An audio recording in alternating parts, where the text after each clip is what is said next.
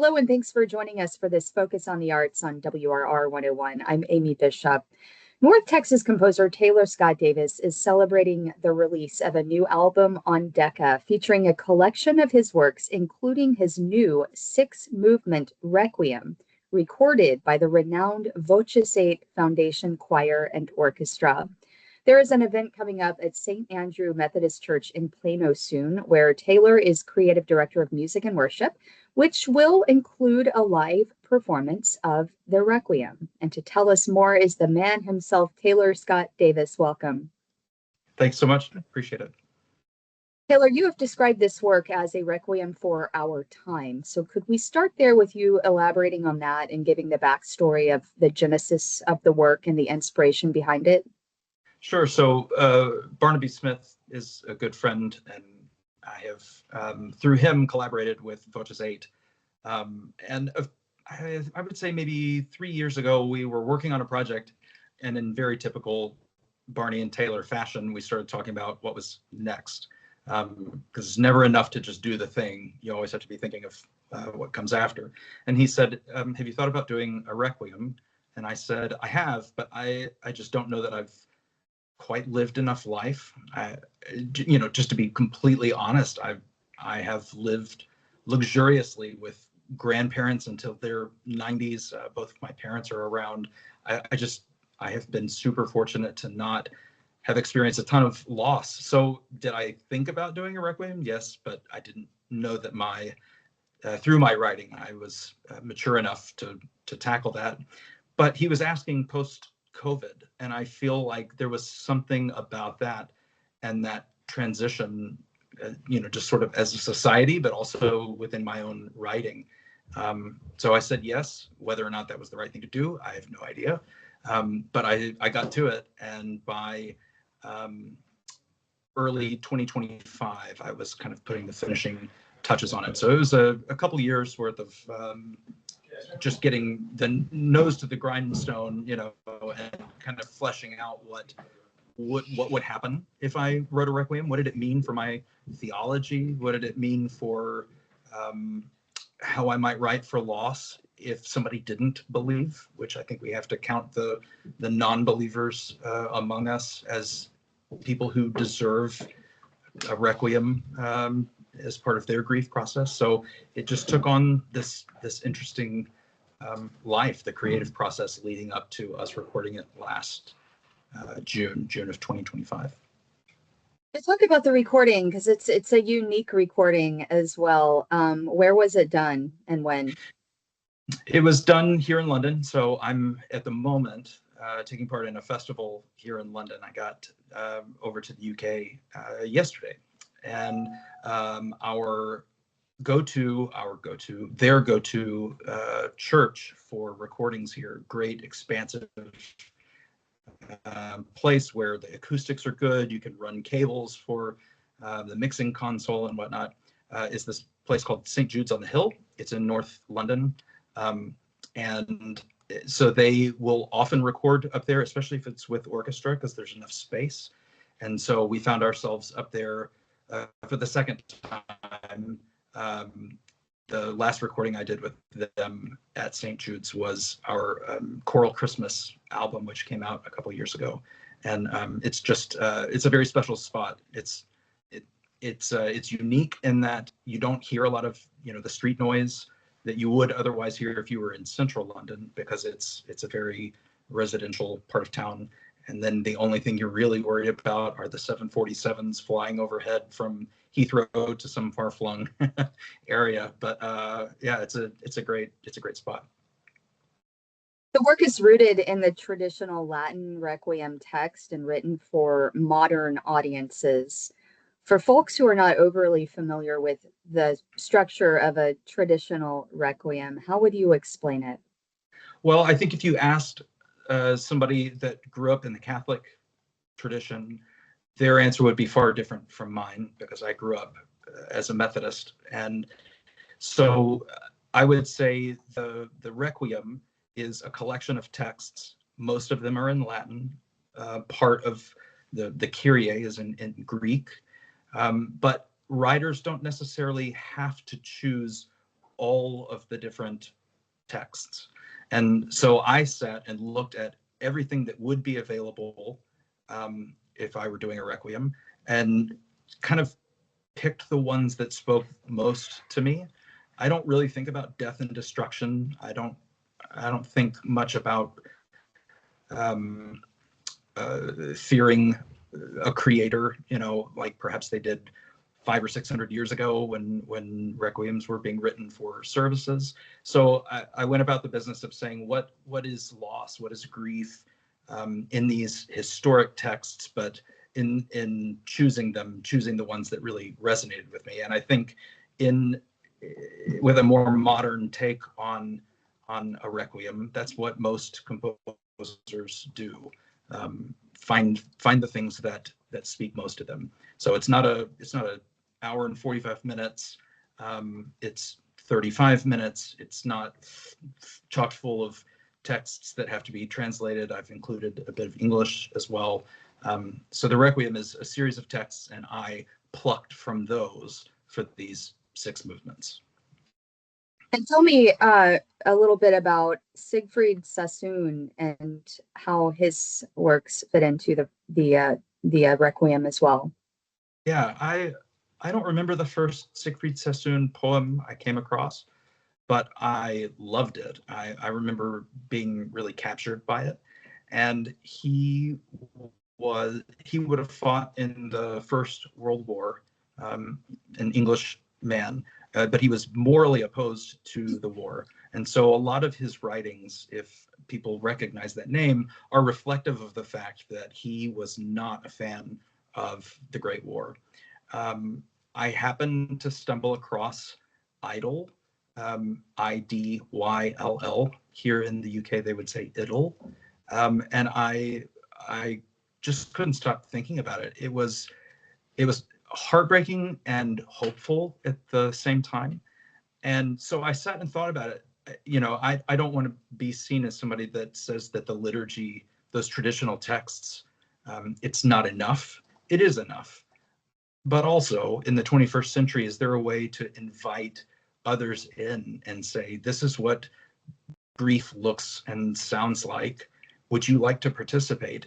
And by virtue of it being a poem in English, it's not sectarian, it's easy to understand. And so I just was captivated by it and decided that it needed to find a place in the text. So I came over to the UK in 2024 for a festival and made a quick detour to visit his gravesite, because I felt like, at the risk of sounding like I'm a super heady person, I just felt like I needed to introduce myself. He did not write that poem for me to capitalize on it. He wrote the poem because he had to.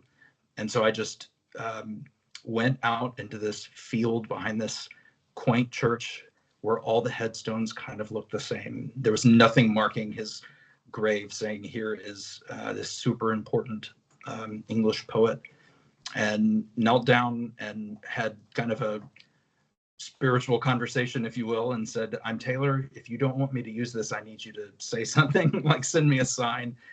That didn't happen. And then I noticed on his headstone that we were born on the same day.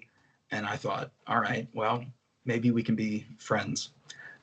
So I went away from that and just started focusing on how to make a melody, and thought, if somehow the ghost of Siegfried Sassoon is going to come haunt me, surely he'll say, hey, this melody is terrible, you need to move on. So he didn't, and it stayed. The Requiem is, as I understand it, the centerpiece of this new album, but it also includes other pieces that you have written. What else is on there? So the album is called, as you said, I Carry Your Heart, and that is an E.E. Cummings poem that I included in another major work, or extended work that I did, called The Poetry of Psalms, which is sort of a conversation between sacred and secular, where the Psalms from the very center of the Bible, or also from the Torah, are sung, and then there's a response by some more modern poetry, you know, modern in that it could be from within the last 150 years. And that's the one movement that I thought this could be a really nice single just by itself. So I put it in front of Barney as we were visioning what the album could be. And it felt like not only was it worth putting on the disc, but just the title was a fairly collar-grabbing name. So that's the first piece. The second piece is a piece that I wrote for Barney's wedding when he got married a few years ago, an a cappella piece called Effortlessly. And then the 6 movements of the Requiem, followed by an arrangement that I did of the Forêt Cantique de Jean Racine, which did not need me to make an arrangement of it. But during COVID, Barney reached out and said, we can only have a certain number of singers, players, cameramen in the room. Is there a way you could size this down to just what's necessary? And I said, sure. And it went off without a hitch. So when we were putting it together when we were putting the album together, he said, I think this should go on there. And I'm sure, why not? So it might sound like a standard version of the Forêt, but it's actually born completely out of, we can only get 28 people in the room, and here are the instruments that are available. Let's work with it. That is followed by a setting of Jubilate Deo that I did for a choir in the DFW area, the Fort Worth Chorale. And I wrote that in 2022, and that's a big festive thing. So we put it after the Requiem and tucked it behind the Cantique so it didn't startle anybody when it happens, because it begins with a kind of a fanfare. And then the whole thing finishes with the Elgar Nimrod, which I think most people would recognize, but in the, I think, 50s or 60s, man put the Lux Aeterna text, which you would find in a Requiem, to Elgar's music. And again, that was part of the same broadcast where Barney asked if I would write for reduced forces. So again, when we were putting the disc together and Barney said, I think this should go on there, it was kind of a no-brainer. But it takes a little bit of an explanation as to why it matters that the sound is what it is. It's not full orchestra. But there was something kind of joyful about both the Forêt and the Elgar being done and not socially distanced. You didn't have players wearing masks or anything like that. It was all of us together doing our thing, but written initially for that social distancing requirement. Tell us a bit about your professional musical journey and how it led you to your current position at St. Andrew, and how you became connected with VOCES8 and leading to becoming their composer in residence. Sure. In the early 80s, my dad was the director of music at First Methodist Garland, and also played 4 or 5 nights, I can't remember, at the Tower Club downtown with a jazz trio. If memory serves, his salary at the church and the money that he made with his jazz trio were like kind of the same. And so it was just this very fruitful time where he was trying to make ends meet. He and my mom were trying to make ends meet. But for me, the benefit that I had was I grew up listening to him rehearse Schubert, and then he would turn around, put his tux on, and start rehearsing some Ella Fitzgerald chart, So I grew up in this very, it's sort of a musical playground where nothing was right or wrong. Music just belonged. He's now the director of music at a large Methodist church in Houston. And after graduation, I went back to the Houston area, had a church job, and then moved to DFW in 2011. Took the job at First Methodist Fort Worth, and then after that, the job at St. Andrew in Plano. And then tucked in there somewhere, I would say maybe 2011, maybe 2012, I met Paul and Barney. A mutual friend introduced us. And he had said over and over, you have to meet these guys. They're great people. The music they make is exceptional. And I had not at that point heard of VOCES8. They were still trying to make it across the Atlantic and establish a foothold here. So we got dinner and drinks one night at a music conference, and it just turned into this really great friendship. And somewhere along the way, they said, "Why don't you give us a piece of your music?" And I'm sure very sheepishly passed along something, but one thing led to another, and now I'm composer in residence for the group. What can we expect for the Palm Sunday event that is going to be at the church soon for the debut of the album? Yeah, so the good people at St. Andrew are constantly prodding me to share the stuff I do out in the world, but it's kind of a tricky thing because we're talking about stuff that gobbles up my time and bandwidth, and I wouldn't ever want anybody to think I was sort of profiting from doing something like an album release. But enough of them are very strong-willed women, and I'm grateful for their hounding me to really just take ownership of it. So when the album release was announced for the end of March, we decided that we would do something in tandem with the VOCES8 Foundation, who will release the Requiem as a part of their Live from London broadcast. So anybody can buy a ticket for Live from London, and it's a series of concerts that will live online and for about a month, and the Requiem will be a part of that. But the Phoenix Chorale, for instance, is one of the American groups being featured, but then also the groups from the VOCES8 Foundation will be a part of it.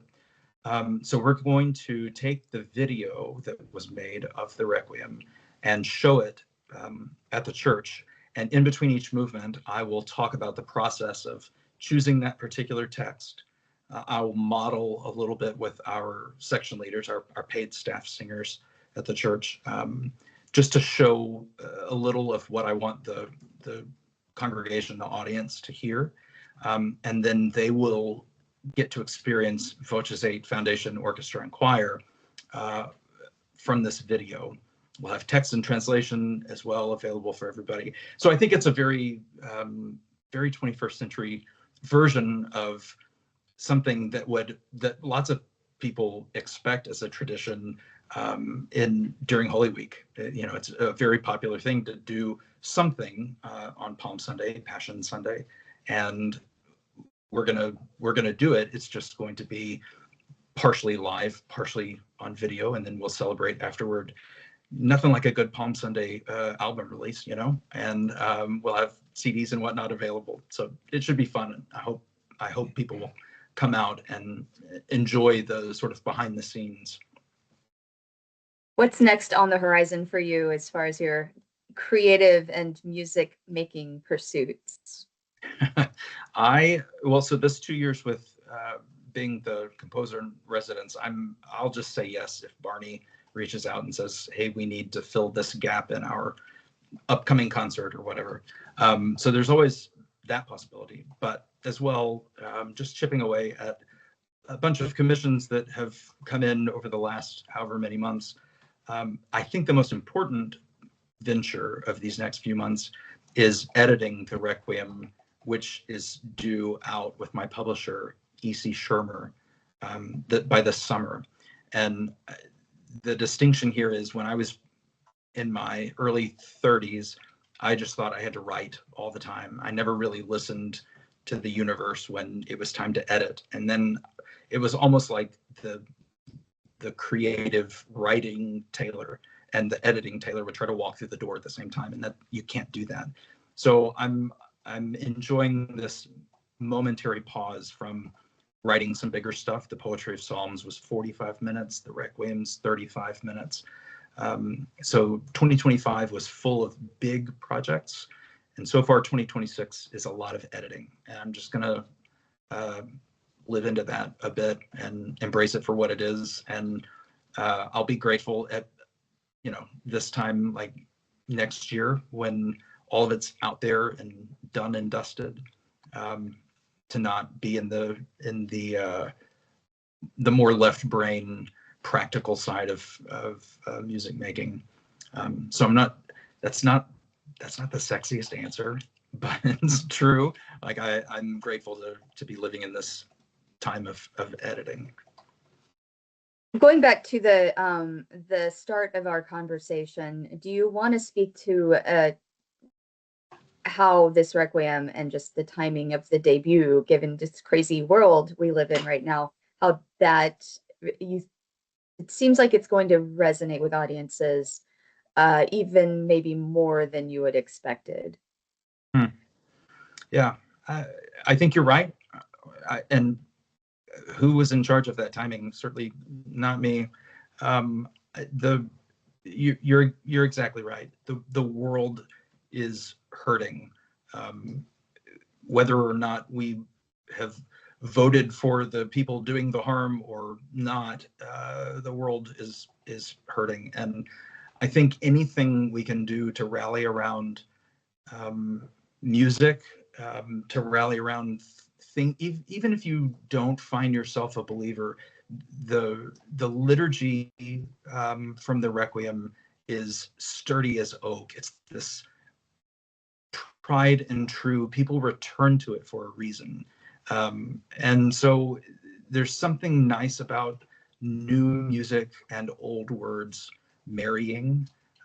And at this particular moment, I think we need all the music we could possibly get. There is no us and them, and in particular when we're making music, there can't be an us and them. It's just us. So hopefully that shines through as people listen to it, download it, buy an actual copy, come to the concert, whatever. I just hope it's a unifying experience. Is there anything else that I've left out or I haven't asked you that you'd like our audience to know? I'm very proud of the album. I think it's a labor of love. It's fun to see stuff that existed in COVID come back to life, but for different reasons altogether. You know, I'm just very pleased with the arc of the album, and I hope people will find their way to it. So I think that's about as much as I can say about that. Great. Well, congrats again for the exciting and successful debut and this upcoming event. You know, it's always a pleasure to introduce and to interview local composers, even though you're a global composer as well. But I think, you know, as we here in North Texas are still going to claim you as our own. I will happily be claimed. It's good. I've been speaking with North Texas composer Taylor Scott Davis, Creative Director of Music and Worship at St. Andrew Methodist Church in Plano, currently serving as composer in residence with the British vocal ensemble VOCES8, which is debuting a new album of Taylor's works on the Decca label. Taylor, thanks so much for your time. Thank you. Appreciate it.